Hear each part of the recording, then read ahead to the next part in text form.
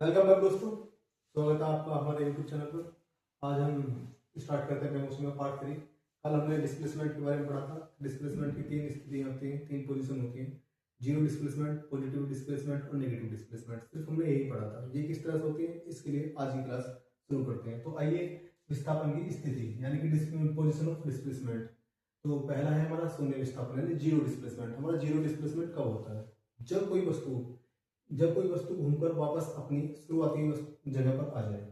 जैसे सपोज लीजिए एक सर्कुलर वे है, ये पॉइंट इनिशियल पॉइंट है, पॉइंट ए। कोई बच्चा यहाँ से चला, रन करता करता करता करता करता करता करता और यहाँ पे रुक गया, यानी कि इसका इनिशियल पॉइंट और फाइनल पॉइंट एक हो गया। जब किसी वस्तु का इनिशियल पॉइंट यानी प्रारंभिक बिंदु और अंतिम बिंदु एक हो जाए, या यदि कोई वस्तु घूमकर वापस अपनी शुरुआती जगह पर आ जाए, तो उसका विस्थापन शून्य होता है। जैसे कि वृत्ताकार पथ पर चलता हुआ व्यक्ति जो चलता है, उसका जो विस्थापन होता है वो हमेशा शून्य होता है। इसी तरह से हमारा नेगेटिव डिस्प्लेसमेंट यानी कि ऋणात्मक विस्थापन, ये कब होता है? ये जब होता है कि जब कोई वस्तु अपनी विपरीत दिशा में गति करती है, अपनी विपरीत दिशा में पीछे हटती है, यानी कि जब कोई वस्तु अपनी प्रारंभिक स्थिति के पीछे या विपरीत दिशा में चली जाती है। इसका हम समझते हैं कि इस तरह से एक स्लोप होता है, ये स्लोप है। अगर हम स्लोप पे कोई बाइक लेकर जाएं और बाइक पे हम आगे की तरफ फोर्स लगाए और बाइक पीछे की तरफ आए, यानी कि सपोज लीजिए किसी ढलान पे हम किसी वस्तु को, भारी वस्तु को ऊपर की तरफ इस तरह से चढ़ा रहे हैं और वो बैक पीछे की तरफ आ रही है, तो उसका जो डिस्प्लेसमेंट होगा ऋणात्मक होगा, क्योंकि हमारा जो बल है वो आगे की तरफ है और उसकी जो गति है वो पीछे की तरफ है। तो वस्तु का जो विस्थापन होगा, उसका जो डिस्प्लेसमेंट होगा वो ऋणात्मक होगा, क्योंकि उस वस्तु जो दिशा है वो प्रारंभिक स्थिति के पीछे है या विपरीत दिशा में है। इसी तरह से पढ़ते हैं धनात्मक विस्थापन यानी पॉजिटिव डिस्प्लेसमेंट। पॉजिटिव डिस्प्लेसमेंट की कंडीशन क्या है? पॉजिटिव डिस्प्लेसमेंट जब होता है जब कोई वस्तु अपनी प्रारंभिक स्थिति से आगे की दिशा में जाती है। जैसे सपोज लीजिए मैं यहाँ खड़ा हूँ और मैं इस तरह से आगे की तरफ गया, तो मेरा जो डिस्प्लेसमेंट हुआ वो पॉजिटिव हुआ। या मैं फिर इस तरह से घूम कर रहा, तो मेरा जो डिस्प्लेसमेंट हुआ वो पॉजिटिव हुआ, क्योंकि मेरी जो दिशा थी वो प्रारंभिक बिंदु से आगे की तरफ थी। लेकिन अगर मैं इस तरह से घूमता रहूँ, ऐसे घूमता रहूँ, ऐसे घूमता रहूँ, ऐसे घूमता रहूँ, तो ये मेरा वृत्ताकार पथ बनाता है और यहाँ पर डिस्प्लेसमेंट मेरा जीरो हो जाएगा। लेकिन अगर मैं किसी वस्तु को फोर्स आगे की तरफ लगाऊं, वस्तु पीछे की तरफ आए, ऑब्जेक्ट पीछे की तरफ आए, तो वहाँ जो वस्तु का जो दिशा होती है वो विपरीत होती है, तो इसलिए वो विस्थापन की स्थिति हमें नेगेटिव में आती है। तो मैं उम्मीद करता हूँ कि विस्थापन और विस्थापन की स्थितियाँ आपकी समझ में आ गई होंगी। अब स्टार्ट करते हैं अपना नेक्स्ट, और ये स्टार्ट करते हैं अपना नेक्स्ट टॉपिक स्पीड, जो कि बहुत ज़्यादा इंपॉर्टेंट है आने वाली परीक्षा हो, चाहे वो रेलवे की परीक्षा हो, एएलपी की हो, जेई की हो, एनटीपीसी की हो, यूपी पुलिस एसआई हो, कांस्टेबल हो, कहीं भी हो, जहाँ भी साइंस आती है उसमें स्पीड से टॉपिक जरूर पूछा जाता है। मैथमेटिक्स में भी स्पीड का बहुत बड़ा रोल है। तो स्पीड के बारे में चर्चा करते हैं। स्पीड क्या है? Speed of a body is defined as the distance travelled by the body in unit time, यानी कि एक सेकंड में वस्तु के द्वारा तय की गई दूरी, एक सेकंड में वस्तु के द्वारा तय की गई दूरी को हम स्पीड बोलते हैं। स्पीड को एस से डिनोट करते हैं। स्पीड एक स्केलर क्वांटिटी है। स्केलर क्वांटिटी क्यों है? क्योंकि स्पीड के लिए सिर्फ हमें रिजल्ट की नीड होती है, ना कि स्पीड के लिए किसी डायरेक्शन की नीड होती हो। और स्केलर क्वांटिटी का रूल यही है, स्केलर क्वांटिटी हम उस क्वांटिटी को बोलते हैं जिसे सिर्फ रिजल्टेंट की नीड होती हो, ना कि डायरेक्शन की नीड होती हो। तो speed is equal to distance travel upon time taken, यानी स्पीड का जो फॉर्मूला होता है वो होता है स्पीड बराबर डिस्टेंस अपॉन टाइम।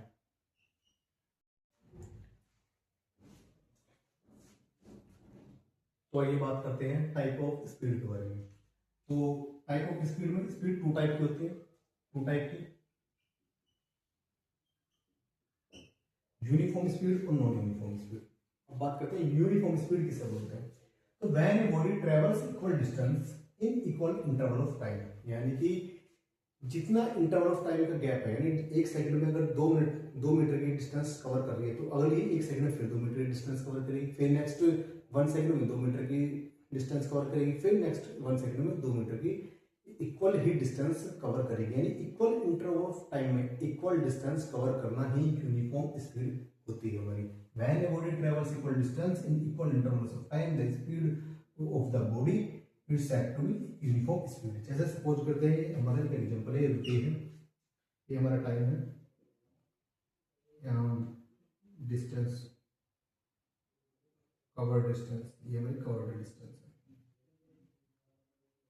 तो टाइम हमारे यहाँ पे 0 सेकंड था, तो 0 हमारे डिस्टेंस का लिए 1 सेकंड में हमने 1 मीटर की डिस्टेंस चली, फिर हमने यहाँ 2 सेकंड हुए, फिर हमारे यहाँ 2 मीटर हुई, यहाँ 3 सेकंड, 3 मीटर, 4 सेकंड, 4 मीटर, यानी गैप देखिए 1 सेकंड में 1 मीटर, फिर 1 सेकंड का गैप है, फिर 1 मीटर चला है हमारा, फिर 1 मीटर डिस्टेंस कवर है 1 सेकंड में, फिर 1 मीटर की डिस्टेंस कवर है हमारी 1 सेकंड में, यानी कि इक्वल इंटरवल ऑफ टाइम में इक्वल डिस्टेंस कवर करना ही हमारी यूनिफॉर्म स्पीड होती है।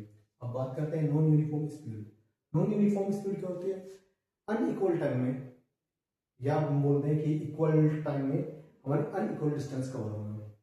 टाइम तो हमारा सेम हो लेकिन डिस्टेंस हमारी अनइक्वल हो। सपोज करो पहले सेकंड में हमारी 2 मीटर की डिस्टेंस कवर करी, नेक्स्ट 1 सेकंड में हमने 5 मीटर की डिस्टेंस करी, नेक्स्ट 1 सेकंड में हमने 1 मीटर की डिस्टेंस कवर की, नेक्स्ट 1 सेकंड में हमने 2 मीटर की डिस्टेंस कवर करी। यानी कि हर सेकंड पे जो इंटरवल ऑफ टाइम था उसमें हमने डिस्टेंस अलग अलग कवर की, कभी ज़्यादा करिए कभी कम करिए, यानी कि इक्वल नहीं करी हो, तो उसे नॉन यूनिफॉर्म स्पीड बोलते हैं। क्या है इसमें कि when a body travels unequal distance in equal travel of time in the speed of the body is said to be non uniform speed. जैसे हम इसी के एग्जांपल से समझते हैं कि ये कवर्ड डिस्टेंस हमारी और ये हमारा टाइम है। यहाँ पे 0 सेकंड 0 मीटर 0 सेकंड, यहाँ 1 सेकंड में यहाँ हमारा 2 मीटर गया, यहाँ अगले दूसरे सेकंड में 5 मीटर गया, इस तरह से 3 सेकंड है यहाँ 7 मीटर गया। तो यहाँ पर 1 सेकंड के गैप में 2 मीटर की डिस्टेंस कवर करी, यहाँ 1 सेकंड के गैप में 3 मीटर की डिस्टेंस कवर करी, और यहाँ 2 मीटर की करी 1 सेकंड के गैप में, 1 सेकंड के गैप में, यानी कि इक्वल इंटरवल ऑफ टाइम में हमें अनइक्वल डिस्टेंस कवर करी है। यानी कि क्या बात समझ में आई हमारी? ये हमने को देखा कि स्पीड दो टाइप की, uniform non uniform. Uniform speed हम स्पीड को बोलते हैं जब इक्वल इंटरवल ऑफ टाइम में हम इक्वल डिस्टेंस कवर करते हैं तो यूनिफॉर्म स्पीड आती है, और जब equal time interval of time में हम अनइक्वल डिस्टेंस कवर करते हैं तो हमारी नॉन यूनिफॉर्म स्पीड आती है। अब बात करते हैं कि हमारी इन्हें मेजर किस तरह से करेंगे, इसका यूनिट क्या होगा? तो both speed are measure in metre per second, यानी कि हमारी जो ऐसा यूनिट है उसमें हम स्पीड को मीटर पर सेकंड में देखते हैं, सीजीएस हम सेंटीमीटर पर सेकंड में देखते हैं, और इसे हम किलोमीटर पर आवर में भी हम मेजर कर सकते हैं, दोनों ही। यानी कि स्पीड चाहे यूनिफॉर्म हो या नॉन यूनिफॉर्म हो, दोनों का ही जो हमारी यूनिट है वो सेम रहेगी। तो ये शुरू करते हैं हम अपना नेक्स्ट टॉपिक, वेलोसिटी। वेलोसिटी किसे बोलते हैं? Velocity is the rate of change of an object position with respect to time defined in speed in a specific direction. Velocity, ये जो बात बोली गई कि the rate of change of an object position with respect to time, ठीक है, displacement ही तो है, डिफाइन एज स्पीड, ये डिस्प्लेसमेंट ही तो है। हम स्पीड की बात करें तो स्पीड जो होती है वो हमारी डिस्टेंस अपॉन टाइम होती है, वो डिस्टेंस के लिए होती है, डिस्टेंस पे। और जो हमारी वेलोसिटी होती है, हम याद करने के लिए अपना एक तरीका बता रहा हूँ मैं तुमको कि अगर स्पीड की बात करें तो स्पीड में डिस्टेंस को याद रख लेना, और जब वेलोसिटी की बात करें तो वेलोसिटी में डिस्प्लेसमेंट को याद कर लेना। जो हमारी डिस्टेंस है वो एक स्केलर क्वांटिटी है, क्योंकि जो डिस्टेंस है हमारी खुद वो एक स्केलर क्वांटिटी है, जबकि वेलोसिटी हमारी डिस्प्लेसमेंट पर डिपेंड करती है, इसलिए वेलोसिटी हमारी वेक्टर क्वांटिटी है, क्योंकि डिस्प्लेसमेंट खुद एक वेक्टर क्वांटिटी है। वेक्टर क्वांटिटी स्केलर क्वांटिटी के बारे में मैंने आपको बता दिया था। तो displacement is equal to displacement upon time, velocity is equal to displacement upon time. ऐसा unit of velocity is metre per second. Metre per second क्यों? डिस्प्लेसमेंट को मीटर में मेजर करते हैं और टाइम को सेकंड में, तो velocity is equal to metre upon second. It's denoted by v. It is a vector quantity. Vector quantity क्यों है? क्योंकि डिपेंड किस पे करे? डिस्प्लेसमेंट पर। तो उम्मीद करता हूँ कि आज की ये क्लास आपको पसंद आई होगी। कल हम पार्ट 4 लेकर आएंगे जिसमें हम वेलोसिटी के बारे में पढ़ेंगे कि वेलोसिटी के टाइप के कितने हैं। तो उम्मीद करता हूँ जो मैंने आपको आज इस क्लास में पढ़ाया वो आप बहुत अच्छी तरह से समझ पाए होंगे। ये कंसेप्ट और जो टॉपिक मैंने आपको बताए हैं ये एग्जाम में आने वाले हैं, बहुत ज्यादा इंपॉर्टेंट टॉपिक है। अगर किसी भी तरह की आपको कुछ भी क्वेरी तो आप कमेंट बॉक्स में अपना कमेंट कर सकते हैं, हम उसका रिप्लाई जरूर करेंगे। और क्लास अच्छी लगी तो लाइक एंड शेयर करें और चैनल को सब्सक्राइब करें। पार्ट 4 हम कल लेकर आएंगे, तब तक के हमारे लिए चैनल पर बने।